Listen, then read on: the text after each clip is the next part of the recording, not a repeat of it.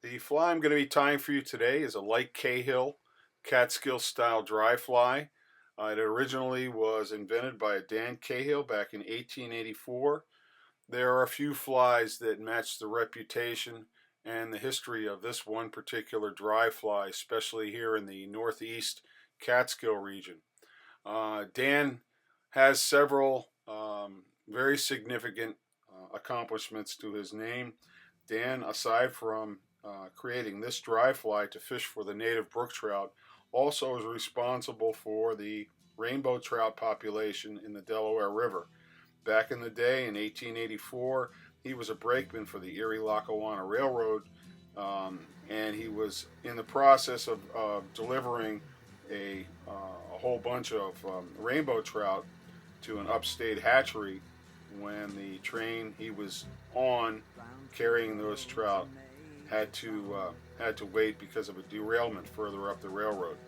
Now, as a result of this, he realized that these rainbow trout weren't going to survive, and him and some of his fellow railmen carried these trout to Callicoon Creek, where they released them, and as a result, we now have rainbow trout in the Delaware system, and an amazing fishery.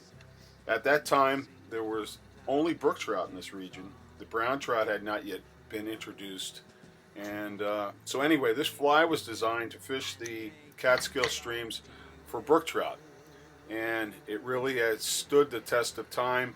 There were many fly tyers back in the day, like Theodore Gordon, like Rube Cross, like William Chandler, some very, very, very famous Hall of Fame Catskill fly tyers and fishermen that made variations on this. Now, Dan's pattern, I believe, was the lighter of the variety, but over time there's been some adjustments. You could have use this wood duck or mallard feather to make a lighter or darker pattern, your preference.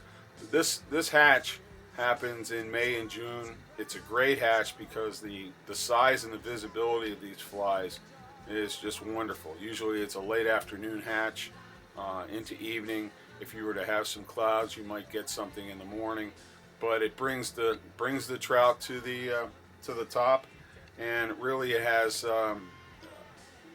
been described by many very famous fishermen and tyers as one of the classics of the region.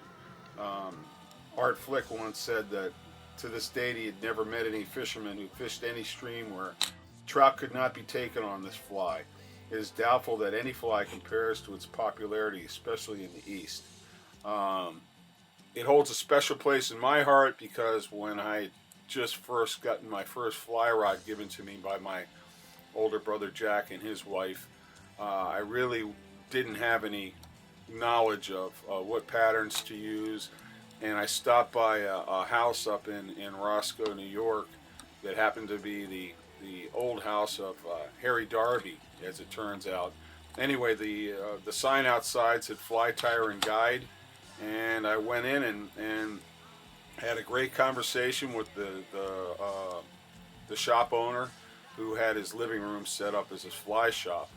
I asked him at the end of the conversation to fill my box with those flies that would run the course of the season, and this pattern was one. And as it turns out, that later on that afternoon, while fishing on the east branch of the Delaware River, sure enough, like little sailboats, these things started popping up, and very large brown trout, large for me at the time, started coming up and eating them like candy. And as a result, my first ever fly, or fish caught on a fly, was on this light Cahill pattern, and I'll never forget it.